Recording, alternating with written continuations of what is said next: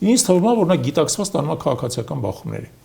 Նա փորձում է տանել նրան, որ ի վերջո քաղաքացիական բախումներ տեղի ունենան, առաջինը մենք Տաշիրում արդեն տեսանք, երբ որ իր կողմնակիցները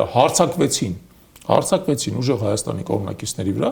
զորով մեջներով անցան, մարդկանց հրմշտելով, բրբրտելով եւ այլն, եւ դրանից հետո էլ 10 հոգու նկատմամբ քրեական գործ հարուցվեց։ Իրանց իհարկե ոչ,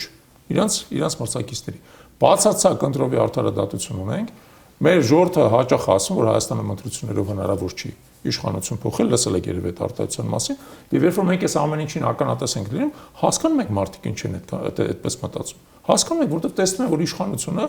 օգտագործում է բոլոր հնարավոր անհնարին եւ անհնարինից էլ անհնարին լծակները, որպեսզի կարողանա վերարտադրվել մարդկանց ահաբեկել, մարդկանց նկատմամբ բռնություն, ձերբակալ, օրական արդեն փաթեթներով ձերբակալություններ, օրական։ Ես կարծում եմ, որ բոլոր դեպքերում միևնույն այդ ամեն ինչը փլվելու է եւ հակառակ արդյունքն է տալու, որովհետեւ ի վերջո